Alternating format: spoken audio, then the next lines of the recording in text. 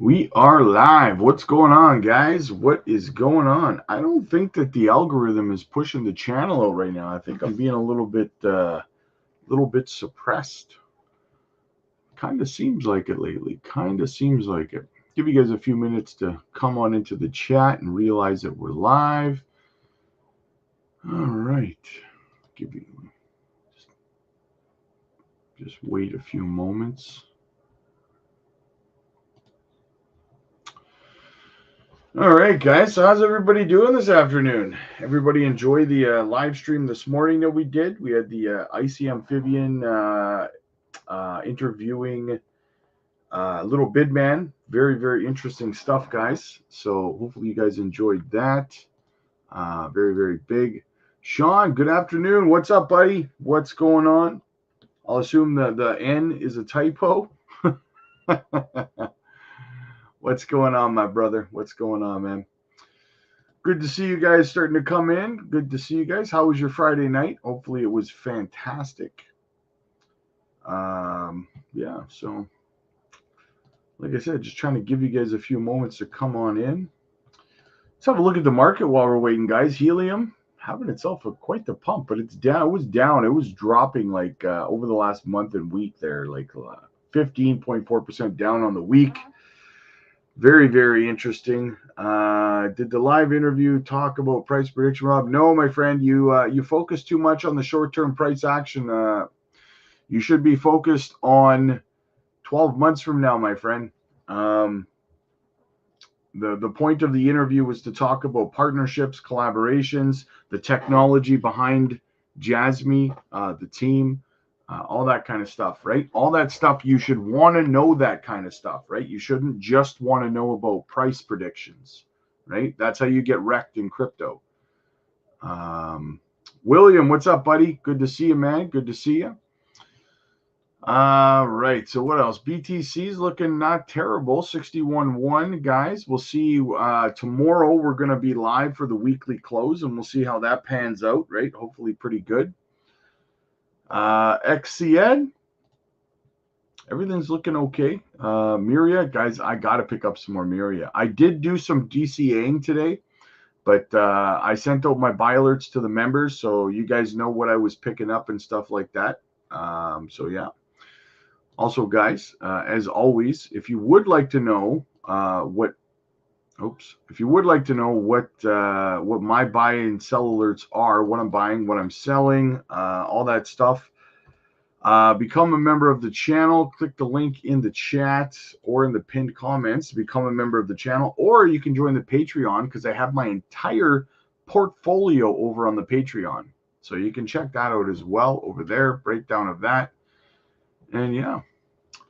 But yeah, I did do some purchasing this morning. JASMY 1 cent 81.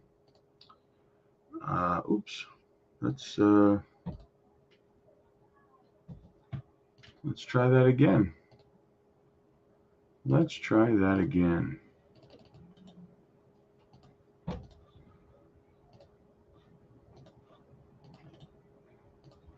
There we go. Much better. Much better. So what's everybody doing today? How's everybody doing? What's going on? Did any of you guys do any DCAing today? I mean, you got some good opportunities. Algorand's back at 18 cents, guys. That is a good pickup for Algorand, man. 1.47 billion.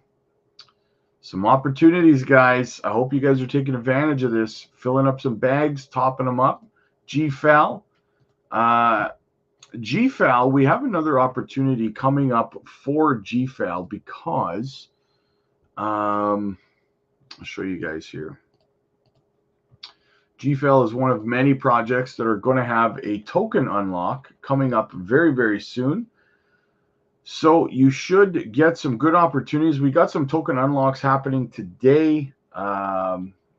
Goldfinch, I know that's a popular one. That they're having a token unlock today, so they might be seeing a bit of a pullback today. What else? Gaiman's having a token unlock today, so you might see a little bit of a pullback in the price there as well. Lit Labs, there you go. Lit Labs is having a token unlock, so you might get a little bit of a pullback in some of these projects, guys. A good opportunity to pick up, right? Let me see, where is lit right now? Okay, it's not even on. So yeah, there's some good opportunities out there right now, guys. These are all token unlocks that are happening today. Boba Network is tomorrow. That's a good one. Aptos tomorrow. You know, these are great opportunities, guys. If you're looking for DCA chances to, or you know, top up bags or to get positions, there's some good token unlocks coming up. Here it is, games for a living on the day after tomorrow, which would be what's Monday. GFAL is doing a token unlock. So if you want to top up your bag or find an entry point on that, that's a good opportunity there. So yeah, some good opportunities, guys, over this next couple of days to dollar cost average into some projects that are going to be unlocking some tokens. Definitely worth checking out. Funky's in the house. What's up, man? Boomer, what's up, bro? Good to see you, brother. Good to see you, man. Just looking at some token unlocks, you know what I'm saying? Give people some insight, some opportunity to dollar cost average. Let's go back over to the market and see what else. DGen is pumping today. Someone was asking me about that yesterday, I think. We got filling up my bonk bag. What's bonk doing today? Where's bonk?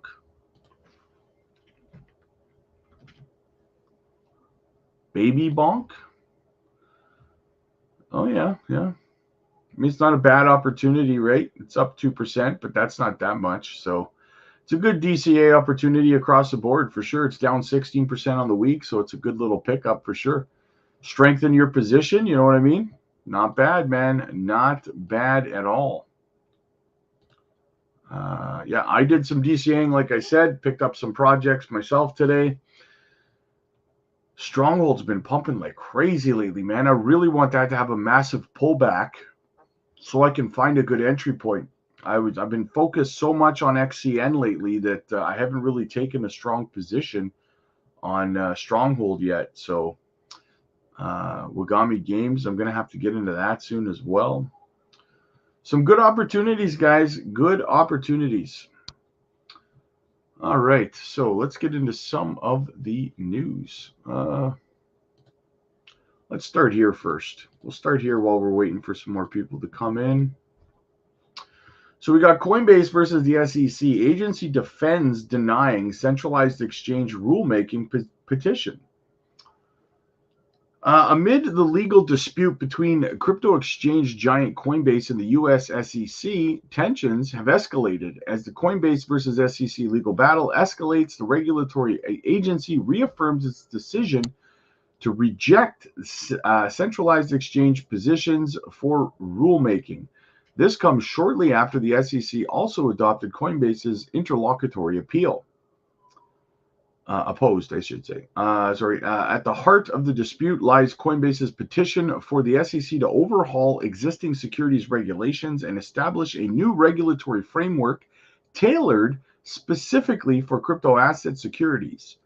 The exchange argued that the current regulatory landscape is unworkable for crypto assets. Moreover, it also cited difficulties in compliance and the need for more comprehensive approach to regulations. However, the SEC remained steadfast in its position. According to the latest filing, it defended its existing regulatory framework, which has been meticulously crafted over decades. Furthermore, the agency noted that the frameworks continued to effectively protect investors, maintain market integrity, and facilitate capital formation. That must be why Congress is looking at legislation right now to handcuff the SEC and hand jurisdiction over to the CFTC, as we covered yesterday. That must be why, right, Gary? Because everything's perfectly clear and everything's obvious, right? That's why Congress is working against you to get this done, because you're right and everybody else is wrong. I thought so. In addition, the commission emphasized that the courts have consistently applied existing securities laws to crypto asset securities. It also pointed ongoing regulatory initiatives and competing priorities as reasons for denying Coinbase's petition. One of the key contentions raised by Coinbase was the assertion that fair notice required rulemaking, particularly in light of perceived changes to the SEC's authority over crypto assets.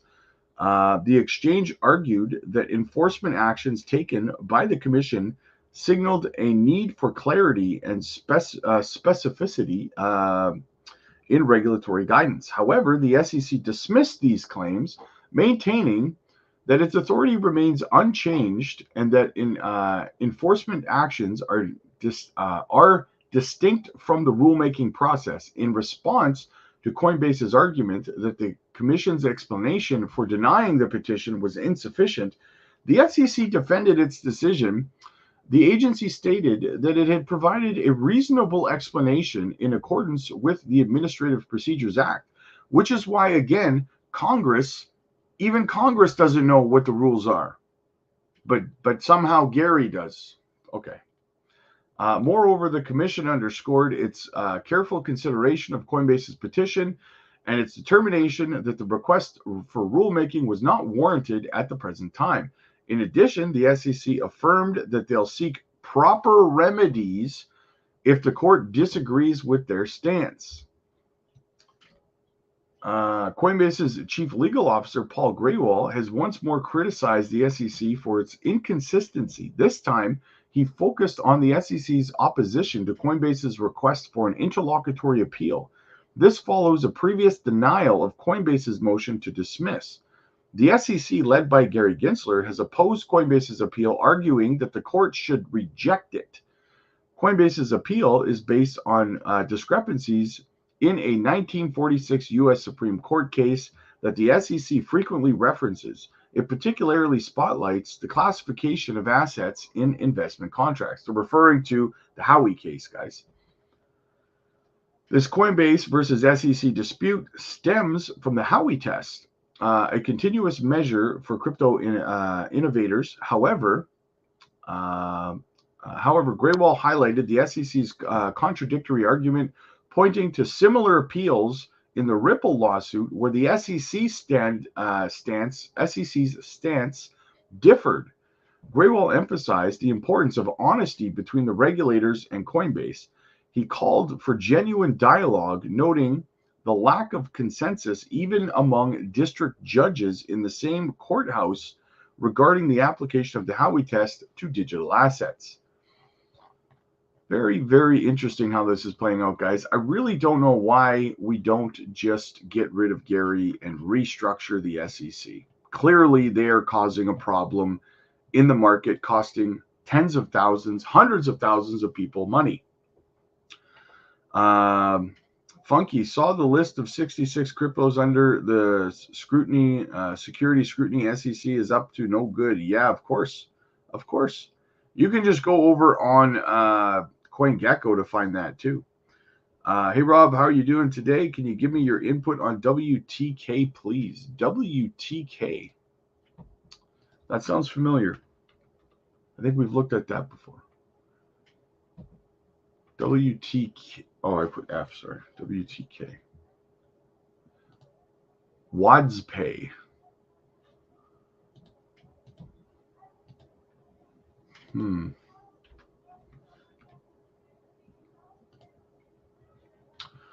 $56 million market cap. 50% of the supplies in circulation.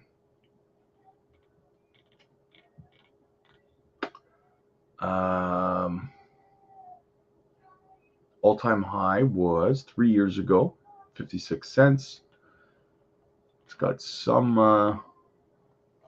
listings, but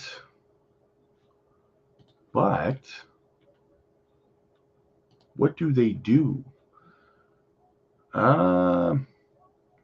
Technology provider based on SaaS platform facilitating virtual assets-based payments and acceptance. Okay. I mean, yeah, I give it one thumbs up. I mean, I'm okay on it. It seems like a decent enough project. I mean, it's been pumping quite a bit lately, though. So, Yeah, it's not bad, man. It's not bad, Rod. I do not mind it at all, my friend. All right, what else do we got? Okay, so all right, let's go over here. Mr. Mark Cuban's just blasting Biden and Gensler here. He says, if Joe Biden loses, there's a good chance you'll be able to thank Gary Gensler and the SEC. Crypto is a mainstay with younger and independent voters. Gensler has not protected a single investor against fraud. And that's true. Not one. In fact, he's harmed more investors than he's helped in his tenure at the SEC. He may have set a record for being the only SEC chair to ever help nobody and harm so many people, right? He might be the only SEC chair to ever do that.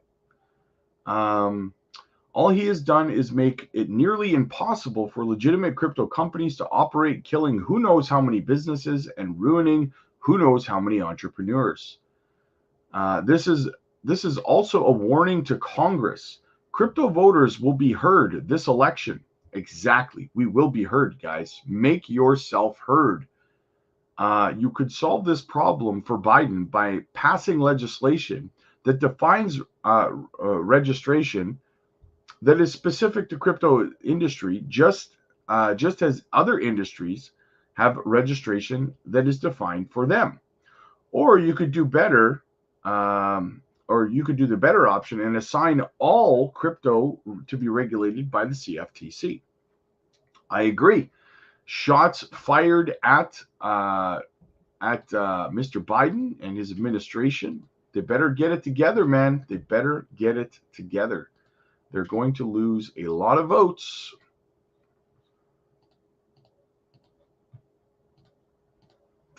So Bitcoin's already won. Check this out, guys. Fastest assets to reach a $1 trillion market cap. Check this out. It took Microsoft 44 years, guys. 44 years to reach a $1 trillion market cap. It took Apple 42 years. It took Amazon 24. It took Google 21. And it took Bitcoin only 12 years. So whenever you're sitting there thinking to yourself, you have doubts or whatever, you're like, is crypto dead? Is crypto this, that, or everything? Remind yourself that it is setting records globally for its adoption. It's being adopted faster than the internet was, right? That should tell you something, right? That you are definitely in the right place at the right time. Rod, thanks, man. The Fed will start printing money by the end of May. Yeah, I agree. They're going to start printing cash. It's coming, man. It's coming. All right. What else do we got?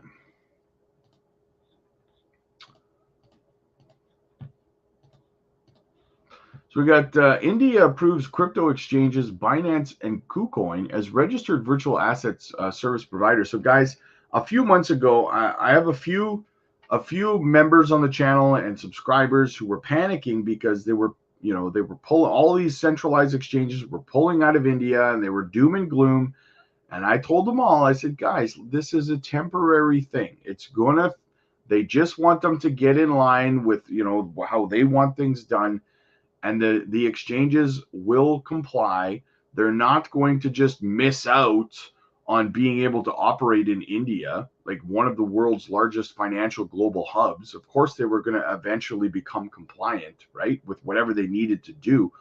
And here we go. Two of the largest centralized exchanges are now compliant and can now operate in India. Just like I said, it's just about patience, guys, right? You never panic when it comes to this stuff, right?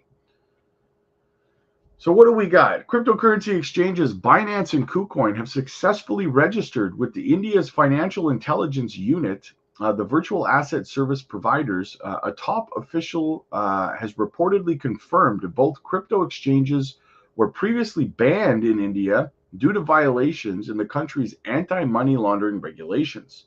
The Financial Intelligence Unit has reportedly approved offshore cryptocurrency exchanges Binance and KuCoin to operate in the country as virtual asset service providers. FIUIND Director Vivek Agrawal told reporters on Friday, quote, "So KuCoin and Binance have got registered with FIU India. We are now having a full visibility of transactions that we need, and the STR, Suspicious Transactions Report, submission process will start soon." This development followed KuCoin's successful resolution of prior non-compliance issues, which led to the imposition of the fine of R35.5, approximately $43,000, and the lifting of its website ban. Meanwhile, the penalties for Binance are still being calculated following a temporary ban imposed earlier this year for regulatory violations. Previously, Binance was expected to re-enter the Indian crypto market after paying a fine of $2 million. The Indian government directed the Ministry of Electronics and Information Technology to bar access to offshore cryptocurrency exchanges deemed illegal within the country in December of last year. The 9 affected crypto platforms included Binance, KuCoin, Huobi, Kraken, and Bitfinex. He explained that offshore cryptocurrency exchanges are not required to establish separate business entities in India. However, there has to be a principal compliance officer who gets registered with FIU India and whose address and details are available for FIU for interacting. He clarified, currently, the FIUIND oversees 47 entities involved in cryptocurrency trading or management in India. So I told you guys this was coming. I told you it was nothing to panic about. And here we are, looking good, looking juicy, guys. Back on track. Love the positivity, right? Love the positivity. What else is going on out there? So, guys, look, we are here. Check out the chart. Bear trap time. We are here, okay? So people often ask me, like, when should I be selling? When should I be, renewed optimism will come very, very soon as we work our way back, probably around that $75,000 level for Bitcoin right here. And then, boom, we'll punch up. FOMO will kick in once we break $100,000 Bitcoin, and then it is euphoria into price discovery mode, guys, where Bitcoin really starts to go nuts, and the alts as well. This window right here between FOMO and euphoria is when you want to be taking your profits and DCAing out of the market, right? Obviously. And in my opinion, that's going to be sometime around the end of this year, between the end of this year and Q2 of next year. That is going to be your window of opportunity to dollar cost average out of the market. Now, I know no matter how many times I tell you guys this, there's going to be some of you guys who get overcome with greed, and you listen to other content creators like BitBoy who are telling you that it's going to be a super cycle and not to sell your crypto, and you're going to get wrecked, right? And you're going to be upset. I know that there's going to be a group of you guys that are going to do that, but all I can do is try to speak to you and make you understand when you're starting to see that kind of stuff, that's when it's time to start selling, right? So yeah, we're here, guys, and we are ready for freaking liftoff. So be ready to take your profits. Check this out from Brad Garlinghouse real quick, talking about good old Gare Bear. Listen up. Right, and there's no negative consequence to Gary Gensler to keep fighting the fight. No, you're right. It doesn't cost him a dime. What do you think about the future in that regards then? Like, do you feel like the SEC is powerful enough to curtail the crypto industry as a whole, or do you think it's a matter of time? Oh, they're going to lose in the long run. They're going to lose in the long run. Just enough time. This is just, I mean, look, if you look at the continued growth of crypto as a multi-decade arc of time, this is nothing. This is nothing. It's a speed bump. Because I'm so optimistic about what the future of crypto looks like, we'll look back in 20 years and be like, God, that sucked. But you know what? Little bump, whatever. The market, in my opinion, the market will be measured in many, many, many, many trillions. Yeah. And it will change the way many, many transactions work, because it's a way to reduce friction, reduce cost, make things more efficient. It's going to win in the long run. The best technology usually wins in the long run. Yeah. Right. And there's no. I agree with him 100%. Gensler is going to be a bump in the road. Elizabeth Warren, a bump in the road. When we look back, guys, that's why I'm saying you're in now. A lot of us are going to look back and go, damn, we were in, man, and we tolerated all that stuff, and we kept buying, and we made a fortune. We made life-changing wealth.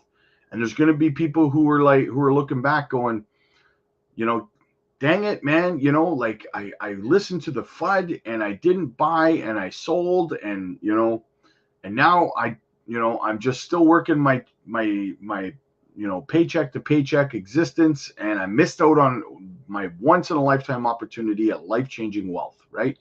So it depends. Who do you want to be is what you have to ask yourself at the end of the day. Wes, what's up, buddy? Good to see you, man. Good to see you.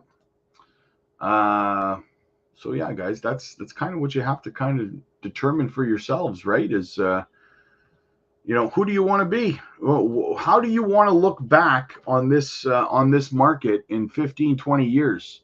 Do you want to look back and say, the decisions I made then made my life better moving forward? Or do you want to look back and say, I panicked, and I got manipulated by Gary Gensler and Elizabeth Warren and all of the incumbents. They tricked me. They got me. Well, not me, man. Not me. All right. What else do we got? Let's have a look over at the Dixie. Got to always have a look at our the Dixie in the morning. You guys know what it is.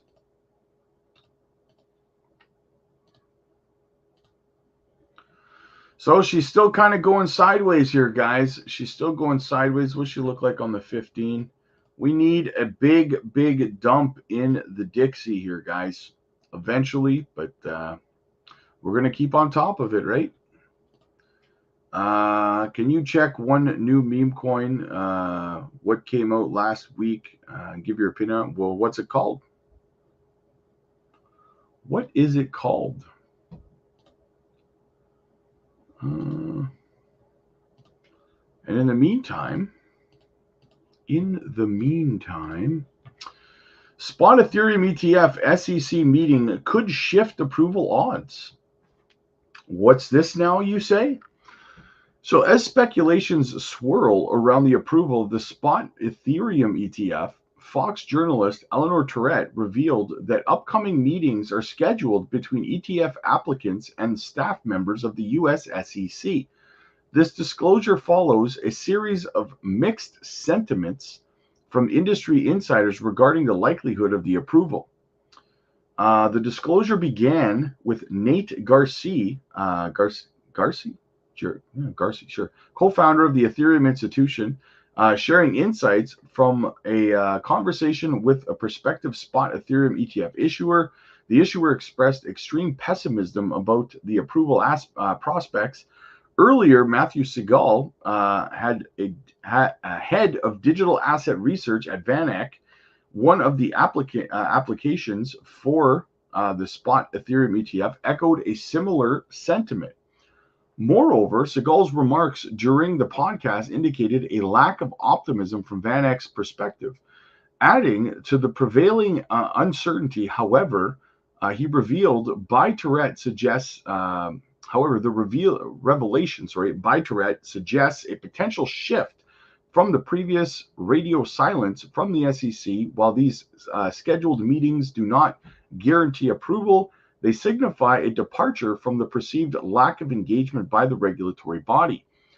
This newfound communication could offer Ethereum ETF applicants an opportunity to address any concerns or provide additional information to the SEC. Moreover, it could even potentially influence the decision-making process. The significance of this scheduled meetings lies in the potential for increased transparency, the dialogue between ETF applicants and regulatory authorities.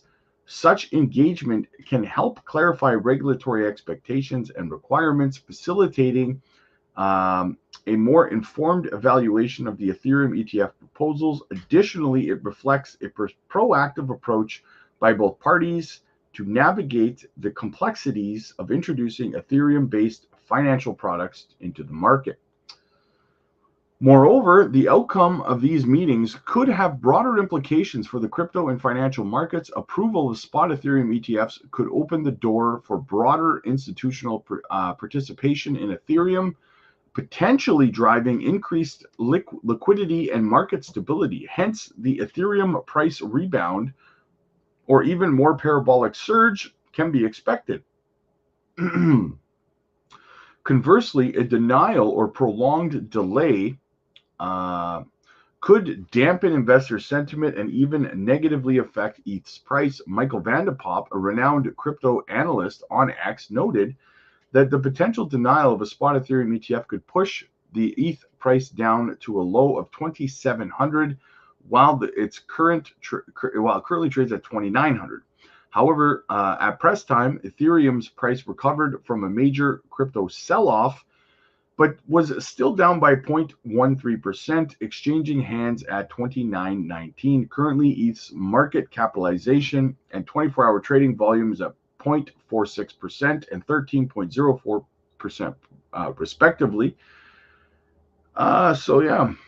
So there you go with that, guys. My thoughts. I was going to touch on this, but I was going to say my thoughts, but here we go.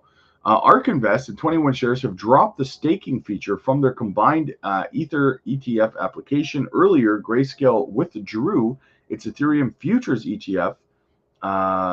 They speculate that ARK 21 shares could prove to be beneficial for the application, as the SEC had earlier cast down on the staking feature. Moreover, Grayscale withdrew the Ethereum futures ETF. Is also seen as a positive development. The community believes that the asset manager wouldn't drop the application if it wasn't sure of an imminent approval of the spot Ethereum ETF. The narrative stems from Grayscale's relentless battle in the spot Bitcoin ETF arena, which led to the approval of these investment projects. So, guys, I do think it's a good sign that ARK Invest went ahead and removed the staking aspect of their application for the spot Ethereum ETF. Why would they randomly do that unless the SEC told them to, right? To adjust the application. So very, very possible. We have 12 days left until the deadline for this Ethereum ETF. So we're going to have to see how it plays out. Catch you. Let me see if it's on any of these. All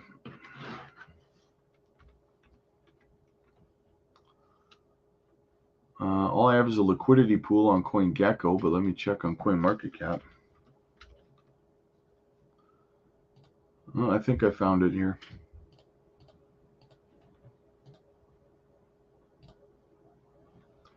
Is this the one you're talking about? Catch you? It's only got $1 million market cap, 100% of the supply is in circulation. This is on Solana as well. Radium and Jupiter.